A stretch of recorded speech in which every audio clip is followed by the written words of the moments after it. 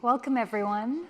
Really excited to welcome you to this session on bioregions as the lens for transition with our four amazing panelists. So Willem with me here in the room, and Martin, Atosa, and Samantha joining us on Zoom. So welcome and thank you all for joining. In this session, we're going to be talking about deep systemic transformation work in place. And I know we're at that time of day when there's a lot swirling. So what I thought we could do first of all was just to take a minute, and I'll ask everyone to close your eyes, and we're just going to connect with a place that each of us feel a sense of connection with. So if you're happy to do this, I invite you to just, close your eyes and just think of a place that you personally feel a strong sense of connection with. It can be anywhere in the world, just somewhere you feel nurtured, grounded, and connected.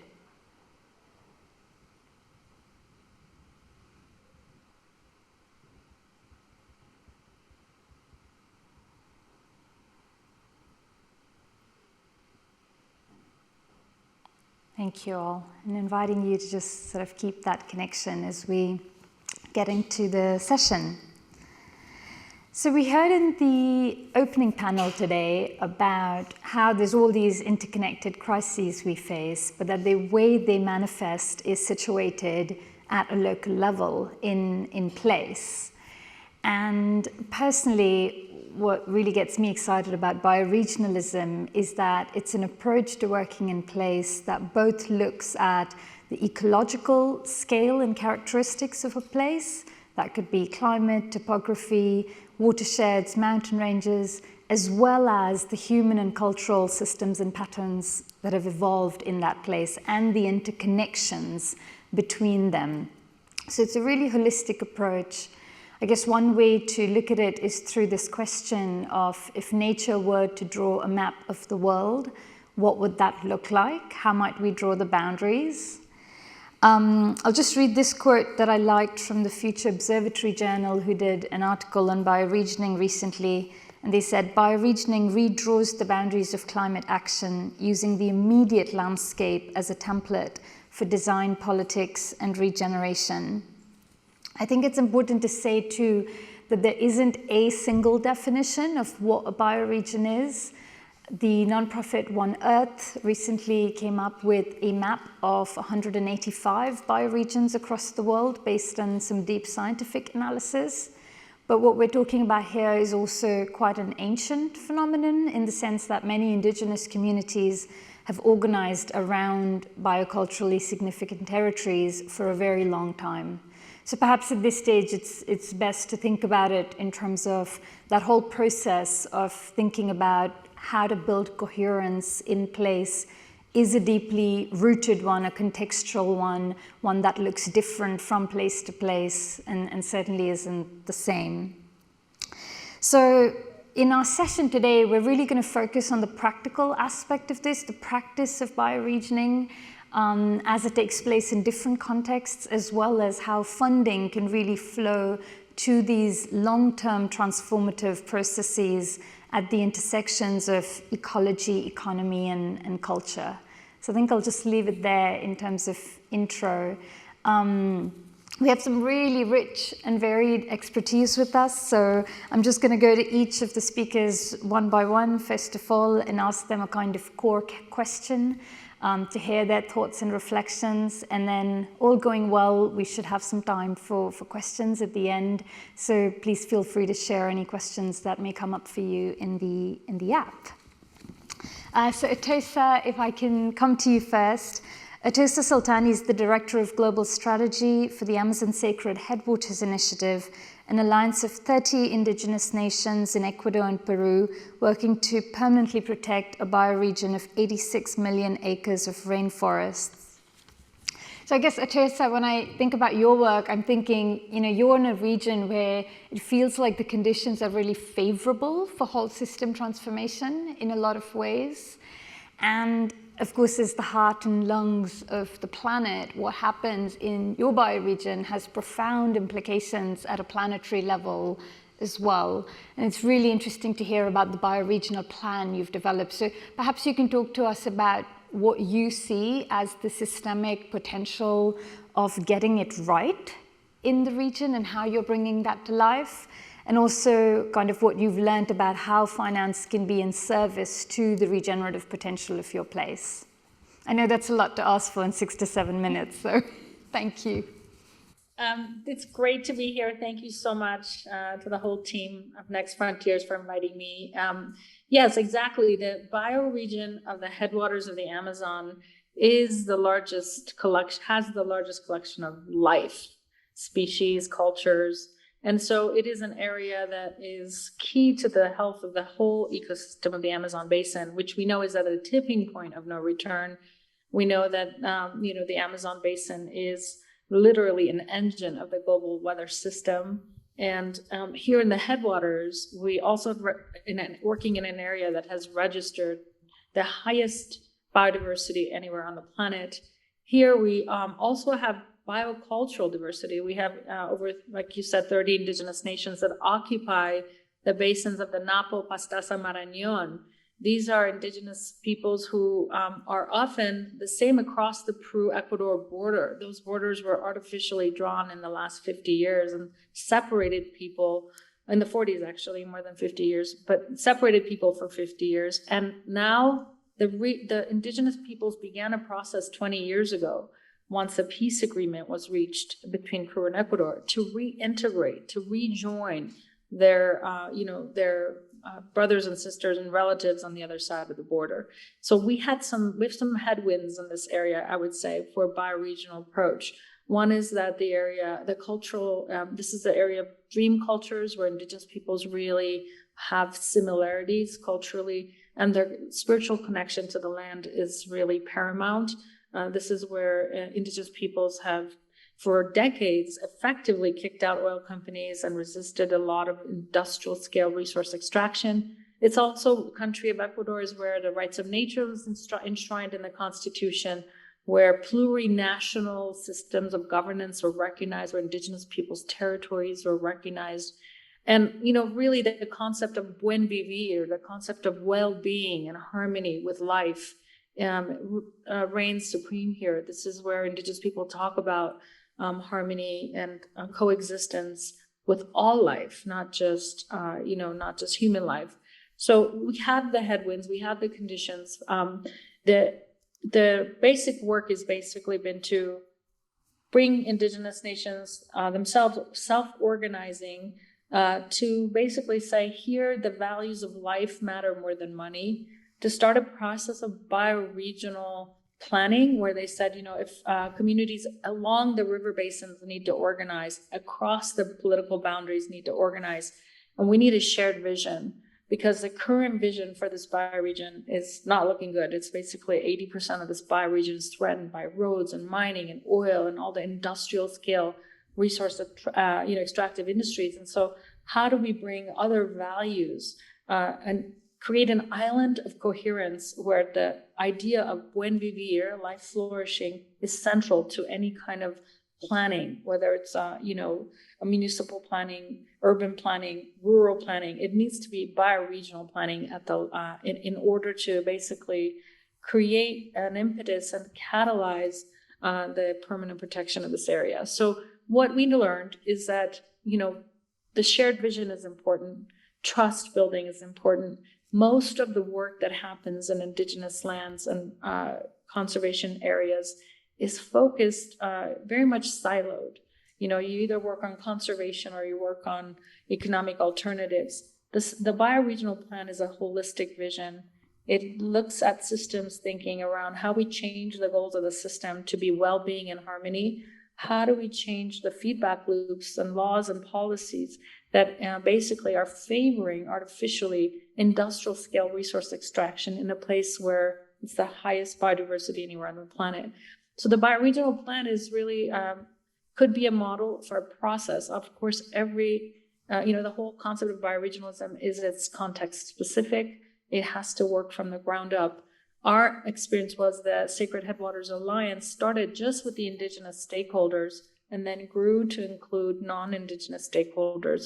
We are 6 years into the process. We have this bioregional vision, and we're moving from planning and visioning and building robust capacity for governance, for institutional strengthening of indigenous nations, for dialogue, for multi-party dialogue, and also strengthening the traditional work of defending these territories through legal action, through organizing, through campaigns that target financiers of industrial scale projects, and tries to really stop the bad and invite what would be catalytic funding, peer-to-peer grant making at a bioregional scale into very much a holistic plan to support things like reforestation, land rights, restoration, territorial monitoring, and the well-being of the communities. And I think, just to wrap up by saying, what we've learned is that what's really needing to emerge is a bottom-up, grant-making facility that is allowing philanthropy to channel its resources at the scale of the bioregion in a cohesive, collaborative manner. So much of our experience with large-scale institutional funding for programs in the Amazon has been that, there are very much top-down agendas often, and also sometimes institutions divide our collaborative processes and our social movements, by wanting to focus on either one particular organization or one particular strategy. What we're really wanting to see is, how do we exercise our muscles for synergistic, diverse approaches based on trust and self-organization that really center Indigenous people's participation. Globally, just to give you a context, only less than 1% of philanthropic and climate dollars make it down to Indigenous territories, who are the guardians of something like 80% of all biodiversity and 50% of all intact forests around the world.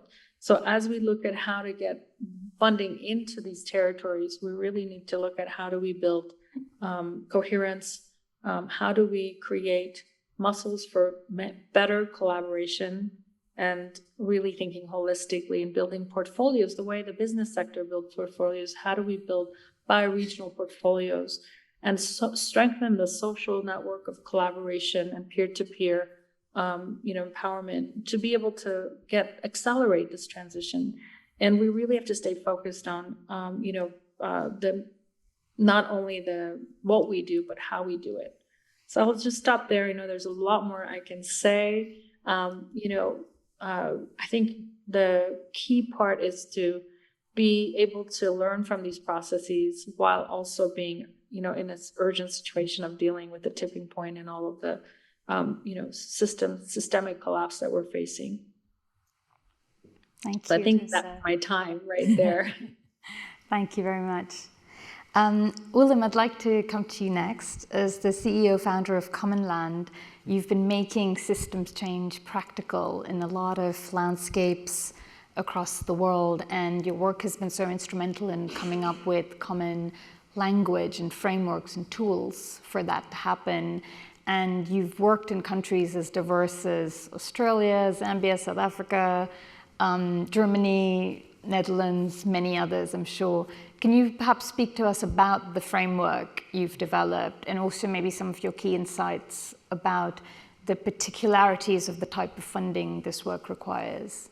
Yeah, thank you very much, and lovely to be here with the other panelists.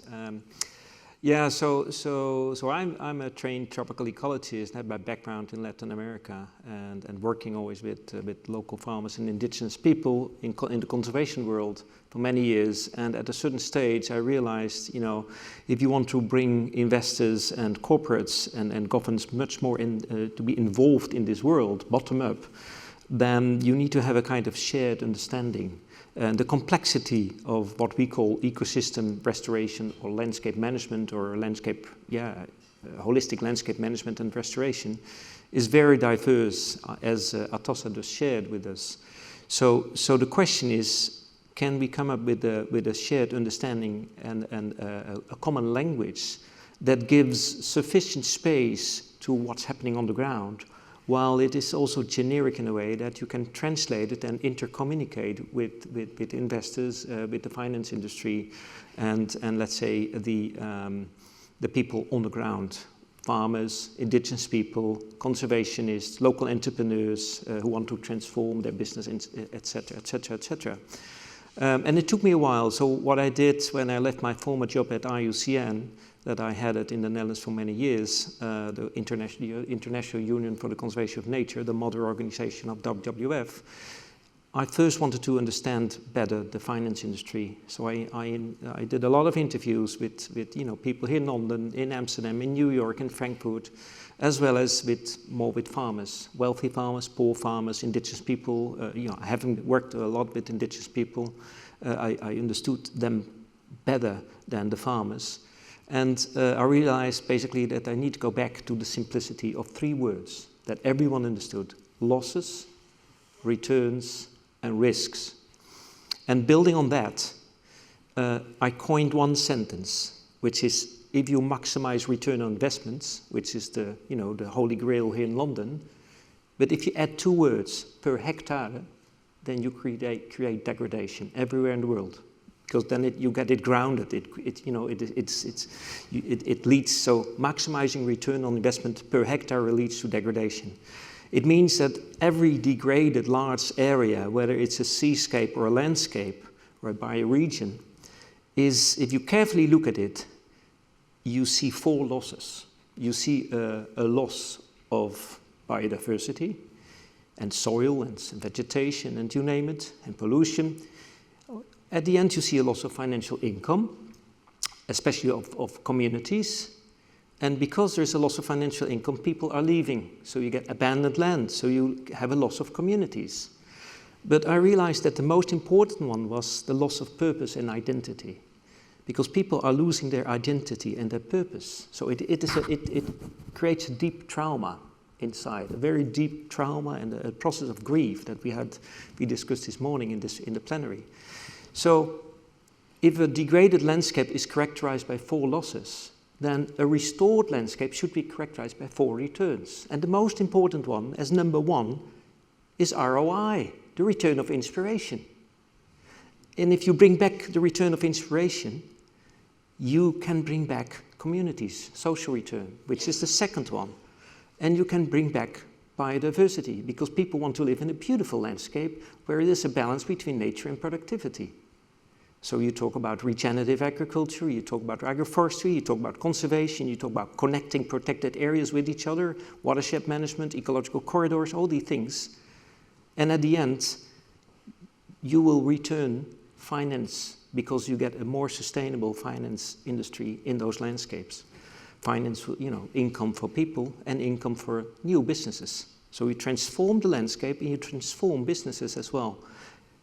The next level is, of course, where do you do that in such a landscape? If what Tatossa said about the Amazon, in effect, you need to look into place-based activities. So you need to have a landscape, let's say, and we use landscapes larger than 100,000 hectares. So that's the size, almost the size of Luxembourg. And in each landscape, you need to have a fair balance between nature, natural zoning, between let's say the economic zone where people live, could be small villages, but it could also be cities and hard infrastructure, fabrics, and a zone what we call a combined zone, which is the place where you combine biodiversity and productivity, which is most often a new way of looking towards agriculture, rotational grazing, regen ag, agroforestry, etc. And of course you need another thing which is also transformative for a lot of investors, which is time. When I talk to investors, quite often they come with 5, they say, 5 years, double digits. And I tell them that they're idealists, because if you're grounded, we need to talk about a minimum 1 generation and much more, because that's how ecology works. So that's, and maybe you can put on the slide, that is what we call the 4 returns framework for holistic landscape restoration and management. And you have a process of 5 process steps to make that happen. Because you need to help people on the ground with a shared vision, and I think we all recognize that, a shared vision that is connected to landscape settings. And with the shared vision, you create a landscape partnership, and quite often it's already there, as my former speaker already said. There's a lot of things going on. So you need to strengthen those partnerships or associations or indigenous communities or farmer associations to get a bit conservationist and local entrepreneurs in a setting, in a landscape setting. And then finally you come up with a kind of a landscape plan. Because behind all those 4 returns, we have indicators. We have generic indicators so that you can communicate with everyone. And of course, every landscape has its own customized indicators that you can translate in the generic ones. And then, of course, you need to do it, implement it, and you can monitor it over time. So what we have done over the last 11 years, when I founded Commonland to make this happen, which is all backed by science and indigenous and farmers' knowledge, we started doing it. And now we work in 23 landscapes all over the globe, in Europe, but also in Africa and Asia and Latin America. And what we see, because others are copying it, which is exactly the idea, that we are kind of creating, and that's our hope, that we create, let's say, a kind of an intel inside of the upcoming global holistic landscape restoration industry. That is the aim. We're not there, just at the beginning, but the more parties are going to use it, the faster it goes. And talking about finance, to do the first 3 steps, you need to have long-term finance. And I think the word trust was mentioned. We need patient, quite often philanthropic capital to make sure that we can build trust in those landscapes, that we can identify on the map, during the mapping exercise, where to do what. And we can already, with an acupunctural way, start with some projects on the map. Water catchment, removing invasives, or replanting, or bringing topsoil back with region egg and spread the word. All these things you can do in a very structured way, and quite often these things are already happening. So when we come to areas, when we are requested to participate in a landscape partnership with this framework, most people react and say, wow, now we've got finally a language and an approach so that we can explain what we're doing to others. Yeah, the finance piece is that we have now, after 11 years, we know that we need more or less €500,000 or dollars per year, per landscape, to do the process, to do those first 3 steps.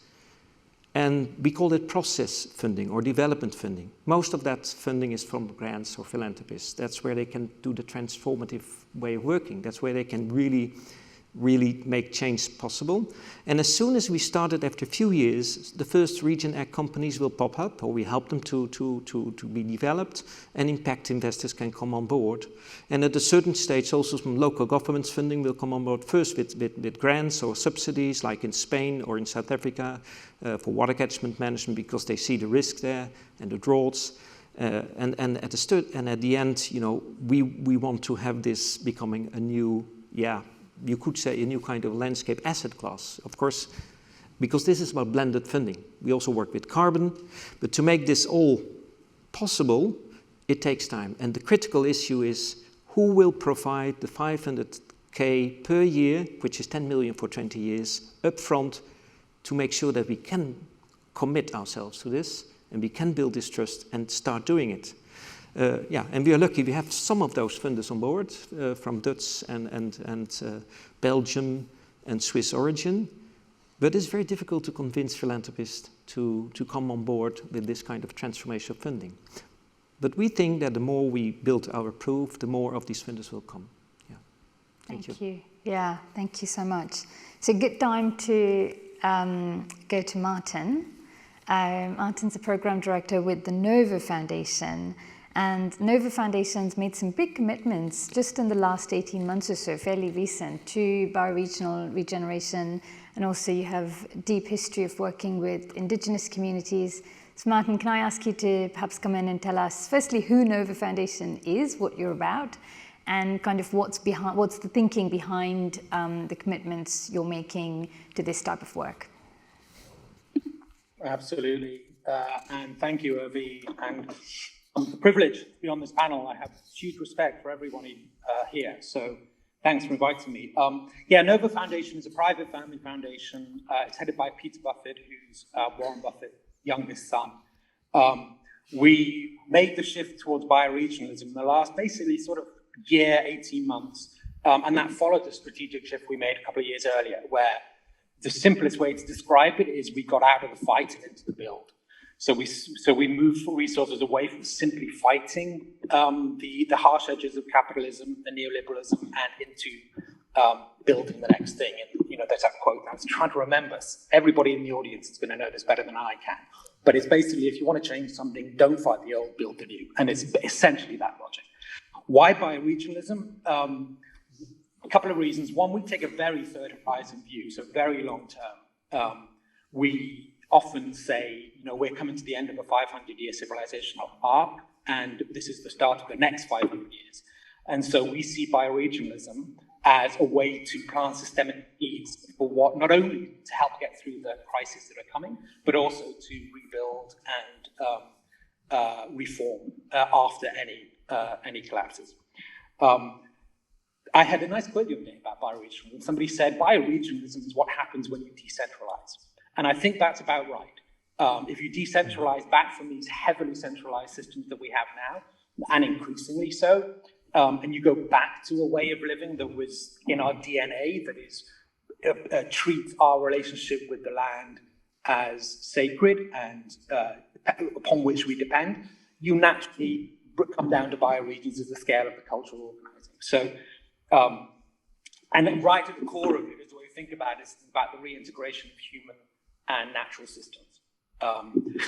So the way we think about what we need to do, so as Urvi said, we have a long history of supporting indigenous communities, mostly in North America and Canada, but not exclusively. We support some in Latin and South America too. And we're going to be increasing that over the next few years. The way I think about it, sort of the metaphor I have in my head when I think about what we're trying to do is help stitch together some collective intelligences, which is another way of just saying the ability to respond well to events as they come, oriented and built towards a bioregional future. And sort of shibboleth we sort of look for ultimately is people who are thinking at the level of governance. And that could be at this stage watershed governance, but it could also be pointed in the direction of full political and economic governance as well. And if people are thinking in that realm, they're sort of getting aligned with us, and that's very long-term, very collapse, meta-crisis informed way of thinking. The last thing I'll say is I think both Willem and Atosa basically alluded to it, but couldn't agree more that this is not a time to be penny pinching. This is not a time to be too precious with money. This is a time money must flow like water, and it has to do so released from a lot of the deterministic impulses that philanthropy often has. So NoVo at our we do as little project-based funding as humanly possible. We mostly give general operating support and multi-year. Our standard is once we get to know people, the standard is a 3-year, multi-year commitment of general operating support. The money has to get away from us and down to people who know what they're doing. So that's the fundamental kind of logic we work from. And the final thing I'll say is another kind of point on why bioregionalism. Bioregionalism is a step towards something else. And it's a step towards what Atosa was talking about in many ways, and Willem was talking about, which is an Earth-centered consciousness. If you have an Earth-centered consciousness, you are innately bioregional in your thinking because you have to put the health of your community and your land and your resources at the center of your cosmology and your worldview. And for me, bioregionalism is a step towards that. And it's a frame that can work well with Western audiences. Ultimately, this is not language you'll find in a lot of indigenous communities because they don't need the language, they are innately so. They have an Earth-centered consciousness, so their entire culture is grounded. And if you want to see the extent of that, there are some wonderful maps of language families. And I saw one recently, a beautiful map of the Salish Sea up in the northwest of America. And you can look at the language classes of the old nations and they map against the watersheds. Culture grows from the land, and that's what bioregionalism does. It takes a deeply systemic approach and it brings together environmentalism, economic work, housing, education. It's deeply systemic, and so it brings us to that place. So, let me stop there. That's more than enough. I'm going to go to Samantha, and now's a good time to send in some questions if you'd like to. So, Samantha, thank you for joining us. It's really good to have you. Samantha is founder and principal consultant for finance for Gaia. Having previously worked at the World Bank, she's now telling the story about the need to build a new layer in the global financial architecture that decentralizes financial decision-making and puts resources directly in the hands of people living in relationship with place. I've been really excited ever since I heard you were writing a paper on bioregional financing facilities. And I wondered if you could talk to us about both why you think a bioregional approach to finance is important and how it can work alongside traditional finance, and then maybe pulling out the 4 financial institutions for bioregions that you are writing about in your paper.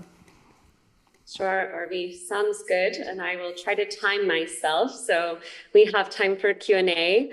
Thank you so much for inviting me to be a part of this panel. I'm so glad that bioregionalism is on the agenda of this very important conference, and I'm so honored to be with 3 people whose work I have learned so much from and respect very much.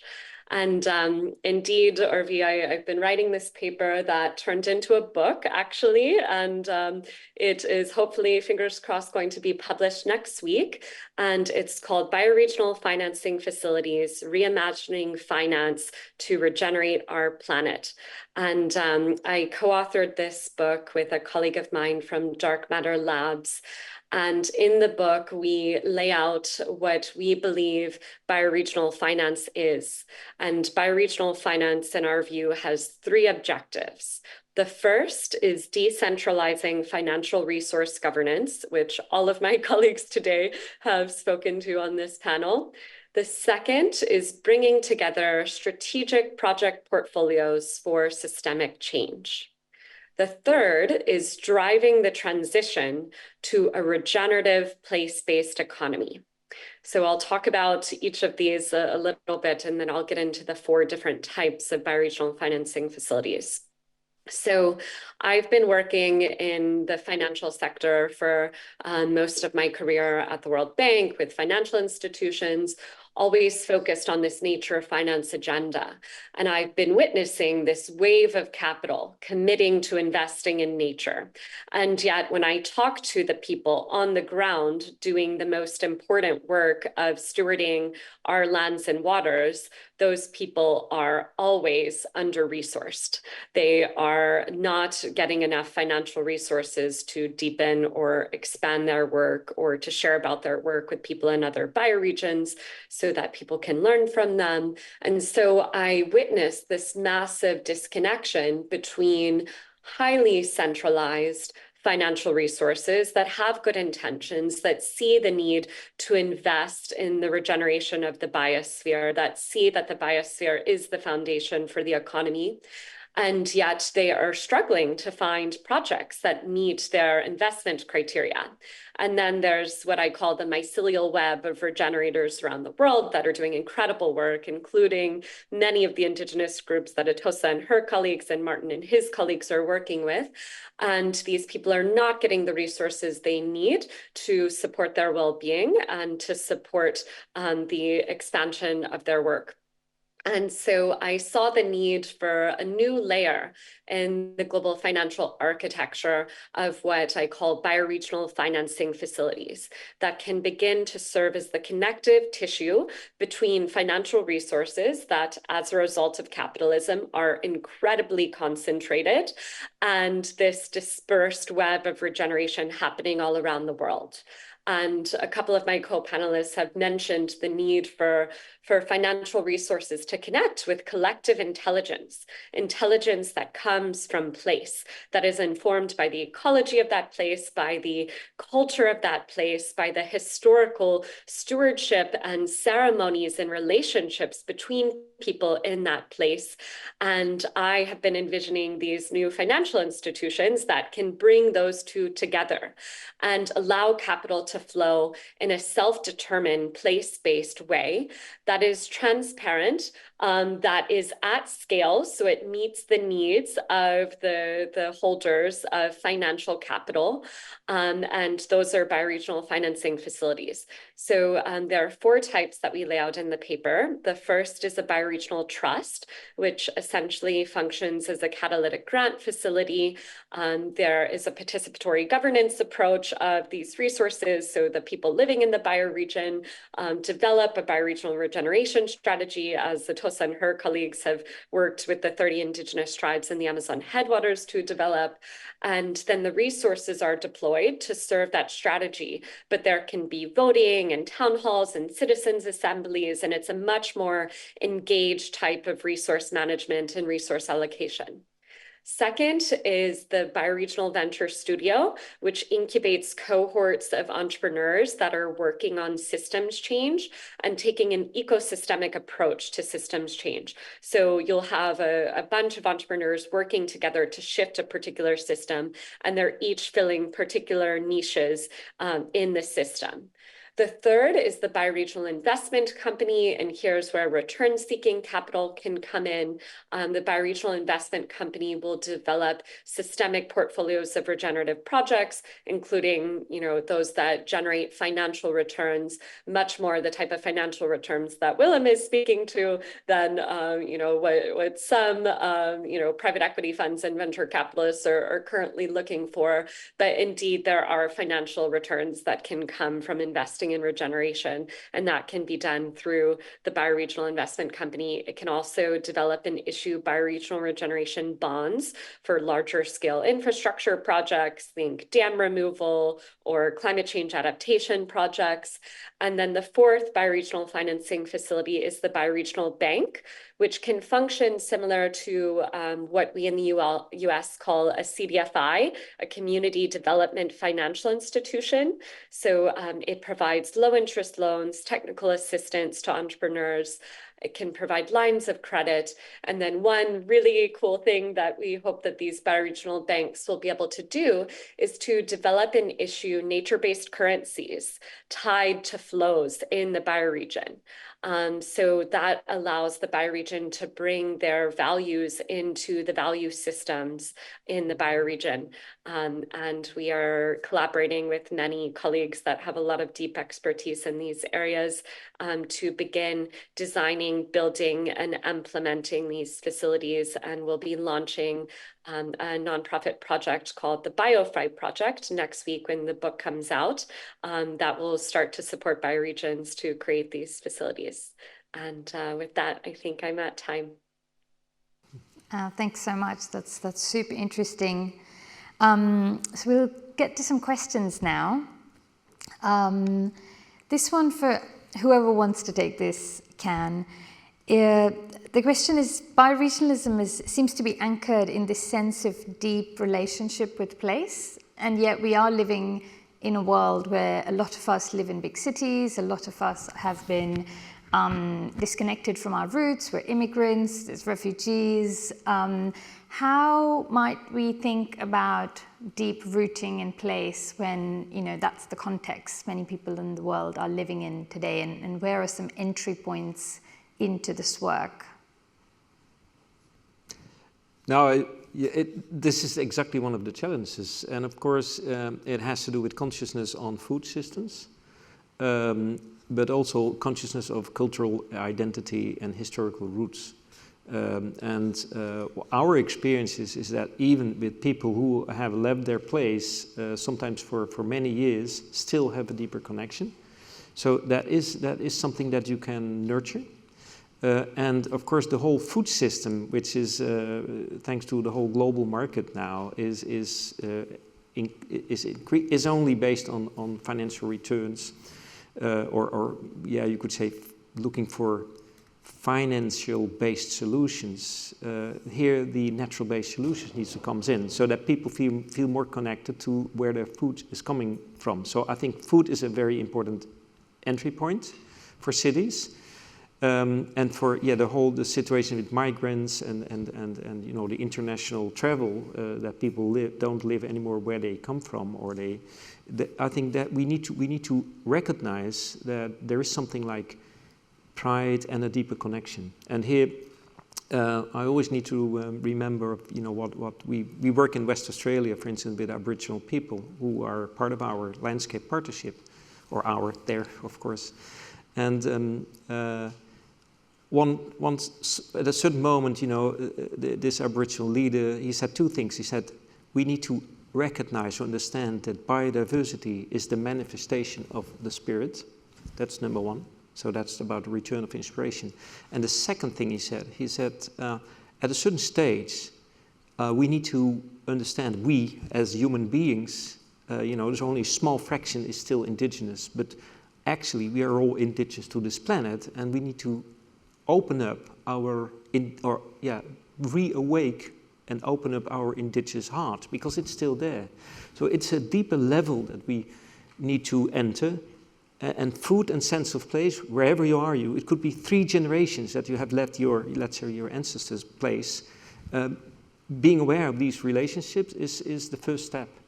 And then it will be easier to incorporate large urban areas in those food natural systems, because actually they're part of it. Thank you. Thank you. There is another question, and this is for NoVo. Great to see NoVo's devotion to bioregionalism, and hope you have a plan to bring other foundations on the journey with you. Is that happening, and how's it going? We'd love nothing more than to see like yes. I mean, the simple answer is yes. The complicated answer is how and where and who, and but yes. I mean, we think. Sorry, I'm just trying to figure out how deep to go here. I won't go deep. There are several ways we can move money. One of which is direct grants. One of which is to help build funds, and that's where we're very linked up with Samantha's work. And I've read the book, and it's very, very good, and I recommend everybody read it. And then there's also ways we want to just leverage more money. So we certainly want to use our money to leverage others, and that's other philanthropic money, but it's also it's corporate money, and it's other money and government money as well. So yeah, we hope we're just a little bit of an icebreaker here, and others are going to be following in hopefully rapid succession. I will say that there's energy around this right now. We've only started really kind of looking under the covers and really digging into the sector for the last 6 or 8 months, but I've been amazed. And whether we're talking to people in Australia or in Africa or in anywhere, Cascadia, up in the UK, there is energy. Something's rising around this. And so I'm not that concerned that we'll be able to get other foundations' attention. We'll just have to see, what we can do. But we're certainly not. we can't go alone on this. We're hoping to build a little flotilla around us. Thanks, Martin. And maybe we have time for one more before we do a wrap-up round.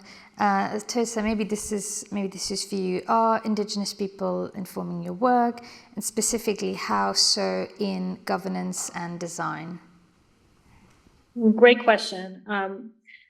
Yes, I would say that the Sacred Headwaters Alliance is an alliance of 30 Indigenous nations, as represented by 24 Indigenous organizations and 3 non-Indigenous NGOs who've been supporting facilitating and supporting the organizing process.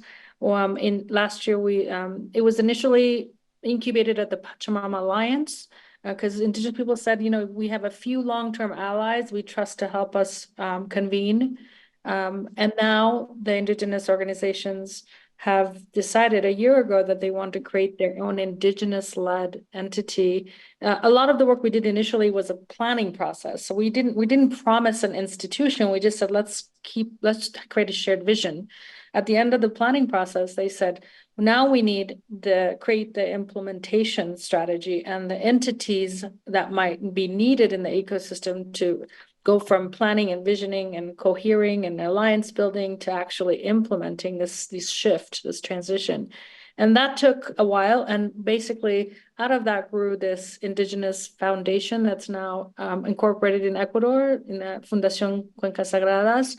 Is an Ecuadorian registered NGO that's basically governed by 9 of the 11 board members are Indigenous, an assembly of members of all 24 Indigenous organizations and 3 NGOs. So we're working on making that real. We have, annual assemblies where priorities set. We have monthly calls with all of the board members to make sure that the process is very much Indigenous led. We have a lot of, challenges in the Amazon because not everyone's online or connected, or they're deep in the forest. So working to creating systems of transparent decision-making is really key. And I think building trust is key. And some of that is only done in person and around the ceremonial morning Wayusa ceremonies where leaders speak frankly. But I think what they said to us is Indigenous peoples are, aren't necessarily saying they want to do it alone. They do want allies in the boat, but those allies need to be long-term allies. And they need to be committed to the place, to the bioregion. So it's a good filter for creating a coalition of the willing. And hopefully that includes investors, funders, etc. So I would say, yeah. And the other thing is, part of what the Alliance is doing is we're trying to create basically portfolios and develop systems for transparent monitoring, learning, and evaluation so donors can see that.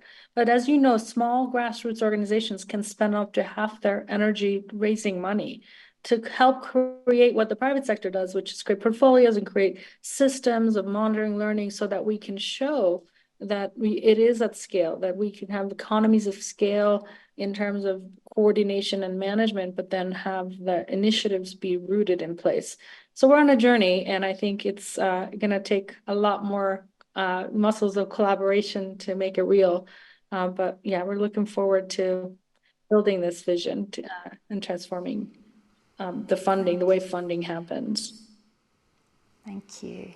Samantha, I'll come to you with the final question. We are at time, so instead of doing a wrap-up round with everyone, I'll just ask you this question, Samantha. What gives you hope that this can be done?